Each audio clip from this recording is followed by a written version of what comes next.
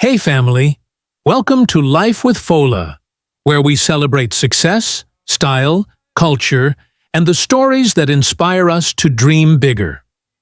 On this channel, we explore the extraordinary, from luxury lifestyles and travel to the powerful journeys of world changers. And today, we draw inspiration from 6 phenomenal African women who have redefined success on their own terms. From Folorunsho Alakija, Nigeria's oil and fashion mogul, to Isabel dos Santos, Angola's trailblazing businesswoman. From South Africa's mining and energy leader Bridgette Radebe, to the dynamic Ngina Kenyatta of Kenya's business elite. From hospitality queen Hajia Bola Shagaya, to Zimbabwe's own security industry pioneer Dr. Divine Ndlukula. These women prove that greatness knows no limits. Here on Life with Fola, we'll not only share their stories, but also connect them to our own dreams. Whether that's achieving financial freedom, chasing passions, or just living life to the fullest. So buckle up, hit that subscribe button, and let's take this journey together. One story, one adventure, one inspiration at a time. In a world where odds were stacked against her, where wealth, power, and leadership were seen as a man's world, one Nigerian woman rose from the fabric of fashion to the depths of oil fields to become one of Africa's richest women. This is the inspiring story of Folorunsho Alakija. Born in 1951 in Lagos, Nigeria, Folorunsho Alakija was one of 52 children in a large polygamous family. At the age of 7, she was sent to the UK for education, where she studied at a girls' school in Wales. Despite being thousands of miles from home, young Folorunsho held on to her Nigerian roots, a fire that would later fuel her destiny. After returning to Nigeria, she began her career in banking as a secretary at Sijuad Enterprises, then moved to the First National Bank of Chicago, now part of First City Monument Bank. But Folorunsho had a dream that didn't fit in a cubicle. In the 1980s, she left banking to pursue fashion. She studied fashion design in London and returned to launch Supreme Stitches, later rebranded to Rose of Sharon House of Fashion. Her designs quickly caught the attention of Nigeria's elite. She became the official designer to the First Lady, Mariam Babangida. Through grit, talent, and elegance, she stitched her name into Nigeria's high society. But Alakija wasn't done. In 1993, she applied for an oil prospecting license, something unheard of for a woman at the time. She secured a block in Nigeria's oil-rich Niger Delta. With zero experience in oil, she partnered with Star Deepwater Petroleum, a subsidiary of Texaco. What happened next was monumental. Her oil block turned out to be one of the most lucrative in Nigeria. Years of legal battles followed, as the Nigerian government tried to reclaim her stake, but she won, retaining a 60% share of the oil field. That battle turned her into a billionaire. Alakija is not just a businesswoman, she's a woman of unshakable faith. She attributes her success to her Christian beliefs, and today, she's an ordained minister. Through her Rose of Sharon Foundation, she empowers widows and orphans across Nigeria with scholarships, housing, and business support. She's also a devoted wife and mother of 4. Despite her immense wealth, she lives humbly and gives generously. Folorunsho Alakija broke every rule they tried to place on her. She went from secretary to designer to oil tycoon to Africa's first female billionaire. She didn't inherit wealth, she created it. She didn't wait for permission, she claimed her space. Her story reminds every girl watching this. You don't need to start rich to become powerful. All you need is vision, courage, and belief. This isn't just a story about wealth, it's a story about purpose. Today, Folorunsho Alakija still stands tall, not just as Nigeria's first female billionaire, but as a legacy builder. At 74, she's far from slowing down. From the high towers of Lagos to boardrooms around the world, she continues to lead Famfa Oil with grace and power. But she didn't stop there. Through her Rose of Sharon Foundation, thousands of widows and orphans have found not only hope, but a future. In a world that often underestimated African women, she became the storm that shifted the tides. Her wealth is no longer just counted in billions, but in the lives she's touched, the women she's empowered, and the barriers she's shattered. She speaks softly, yet her influence is loud. And in 2025, Folorunsho Alakija is more than a billionaire. She is a symbol of what's possible. A quiet force, a living legacy. Her story is not just history, it's a blueprint. For every African girl with a dream, she is proof that God's time is the best, and that you can start with a sewing machine and end up owning an oil empire. She was born into power and turned it into a billion-dollar empire. Once crowned the richest woman in Africa, Isabel dos Santos symbolized the rise of a new generation of African elite. But her story is more than wealth. It's a story of brilliance, controversy, and the unshakable legacy of a woman who refused to stay in the shadows. Born in 1973, Isabel dos Santos was not just the daughter of a president. She was born into power, but what she did with it shaped a legacy the world couldn't ignore. As the eldest daughter of President José Eduardo dos Santos, Isabel grew up surrounded by influence, but she didn't just sit in her father's shadow. She stepped into boardrooms, not ballrooms.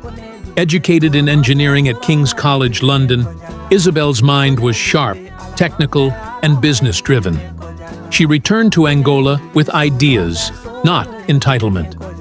She opened one of Luanda's first nightclubs, then expanded into telecoms, banking, diamonds, and oil. She became Africa's first female billionaire. The world took notice. Forbes crowned her the richest woman in Africa, her estimated net worth rising above $2 billion. But no empire rises without enemies. In 2020, her fortune was frozen. Accusations of corruption, nepotism, and money laundering echoed from Angola to Portugal. She denied it all. "I am a target because I'm a successful African woman," she said. A victim of a political witch hunt, or a queen whose crown was too heavy? Stripped of titles, blocked from assets, and yet, she's not done. From exile, Isabel plots her comeback. A woman once at the top, now fighting to reclaim her voice and her legacy. Her story is no fairy tale. It's a political thriller, a corporate chess game, and a feminist power play rolled into one. Whether you see her as a mogul or a mystery, Isabel dos Santos changed the narrative. Not just for women, not just for Africans, but for anyone who's ever had power, lost it, and dared to fight for it back. Once hailed as the richest woman in Africa, Isabel dos Santos has walked through fire political storms, global scandals, and personal heartbreak. But legends don't crumble. They evolve. Many thought her empire would collapse. But Isabel understood one thing. Wealth is more than money. It's legacy, networks, and reinvention. Isabel walks confidently into a meeting room of a new renewable energy venture backed by international investors. Now diversifying into tech, green energy, and digital infrastructure, Isabel has turned adversity into opportunity. While others watched her fall, she was quietly planting the seeds of her comeback. In a world where wealth often shifts with the wind and power is fleeting, Isabel dos Santos stands as a symbol of something deeper, unyielding resilience. Her fortune may have roots in legacy, but her influence was carved through strategy, risk, and relentless reinvention. While others watched her fall from grace, she was busy building beyond borders, investing in energy, telecom, and technology, and empowering women to rise through the cracks she once broke open. She isn't just a billionaire by birth. She's a woman who dared to play on the world's largest economic stages, Africa, Europe, the Middle East, and win, lose, and rise again. In a global economy where visibility, leadership, and impact define value, Isabel dos Santos remains relevant not just for her money, but for her mastery of reinvention. That's why she still belongs on the list, not just as a woman of wealth, but as a woman of will.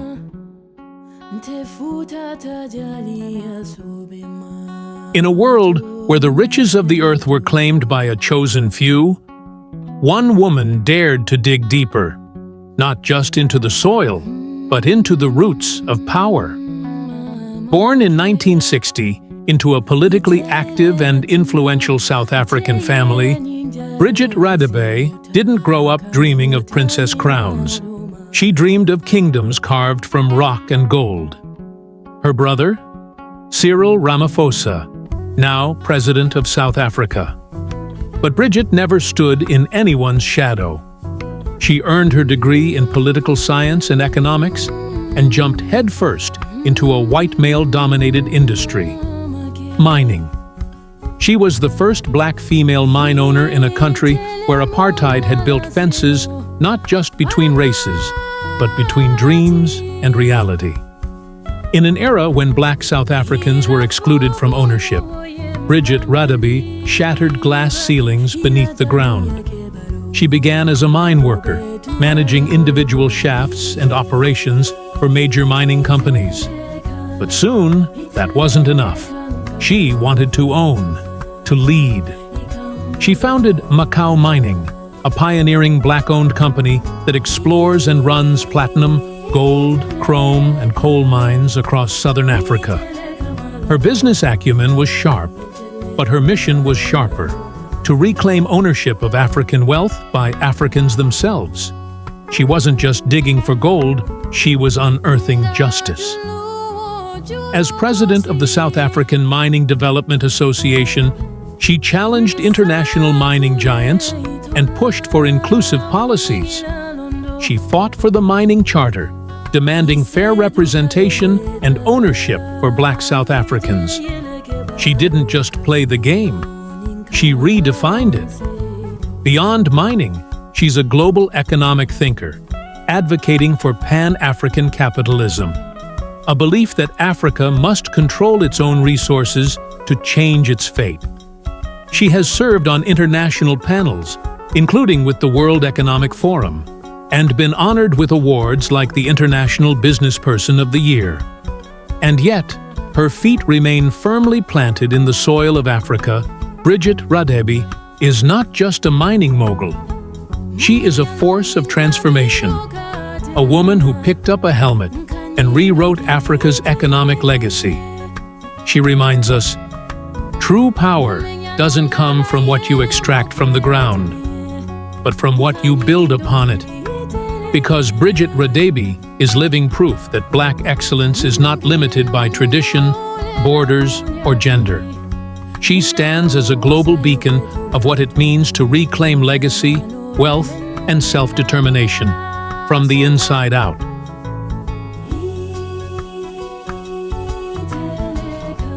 Before the dawn of Kenya's independence, before skyscrapers rose in Nairobi, there was a young woman rooted in tradition, yet destined to influence the course of a nation. Her name, Ngina Kenyatta, or, as the world would come to know her, Mama Ngina. Ngina Kenyatta was born in 1933 in a deeply traditional Kikuyu family. At a young age, she married Jomo Kenyatta, who would later lead Kenya to independence and become the country's first president. As First Lady, Mama Ngina stood not merely beside a leader, but behind a legacy. She was not just a wife to a freedom fighter. she became a symbol of dignity, resilience, and African womanhood during Kenya's most turbulent years. As First Lady, Mama Ngina embraced both public duty and private entrepreneurship. Her presence was deeply respected, not just as the wife of the president, but as a pillar of unity in a nation finding its footing. While the world saw her as First Lady, Kenya knew her as the mother of the nation, nurturing not only her family, but the young republic itself. After Jomo Kenyatta's death in 1978, Mama Ngina continued to build a formidable business empire. She invested wisely in Commercial Bank of Africa, CBA, later merging into the NCBA Group, one of East Africa's biggest banking institutions, Brookside Dairies, Kenya's largest dairy company, exporting across Africa. Heritage Hotels, a luxury hotel chain promoting African tourism. Land holdings across Kenya, some among the most valuable real estate in the region. She turned legacy into leverage. With quiet command, she built one of Africa's most influential family-owned conglomerates. As the mother of Uhuru Kenyatta, Mama Ngina ensured that the Kenyatta family remained politically and economically significant for decades. Her influence, both soft and strategic, helped position the family as a modern-day dynasty in East Africa. From the wife of a freedom fighter to the mother of a president, her story echoes the tale of a continent rising from ashes into power. Beyond wealth and power, Mama Ngina is respected across generations for her philanthropy, her deep faith, and her protection of Kenyan culture. She is a living bridge between the past and the future. She is not loud, she does not tweet, but in boardrooms, political circles, and spiritual gatherings, her name commands silence, reverence, and respect. She is Ngina Kenyatta, businesswoman, matriarch, nation builder, and one of the richest and most respected women in Africa.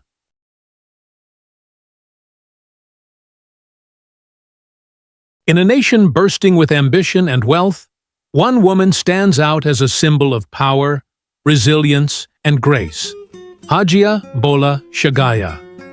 From humble beginnings to becoming one of Nigeria's most influential business magnates, her journey is as inspiring as it is remarkable. Born in the heart of Nigeria, Hajiya Bola Shagaya's early life was marked by determination and vision. She pursued education with unwavering focus, understanding that knowledge would be her key to breaking barriers. She ventured boldly into sectors dominated by men: oil and gas, real estate, banking, and fashion, building a diversified empire that commands respect across Nigeria and beyond. Her companies have been at the forefront of the Nigerian economy's growth and transformation. But power without purpose is hollow. Hajiya Shagaya is equally known for her philanthropy, lifting communities, empowering women entrepreneurs, and championing education. Her influence extends beyond business into the hearts of those she inspires. Today, Hajiya Bola Shagaya remains a formidable force, a matriarch of Nigerian business, and a beacon for African women striving to turn dreams into reality. Her story is a testament to vision, resilience, and unyielding ambition. Hajiya Bola Shagaya's legacy is not just measured in wealth, but in the lives she has touched and the barriers she has broken, proving that in Africa, a queen's reign is boundless. Hajiya Bola Shagaya is a true embodiment of resilience, vision, and leadership in Africa's business landscape. From pioneering ventures in oil and real estate to empowering communities through philanthropy, her journey inspires countless women and entrepreneurs across the continent. This channel celebrates her legacy and the powerful stories of African women breaking barriers and shaping the future.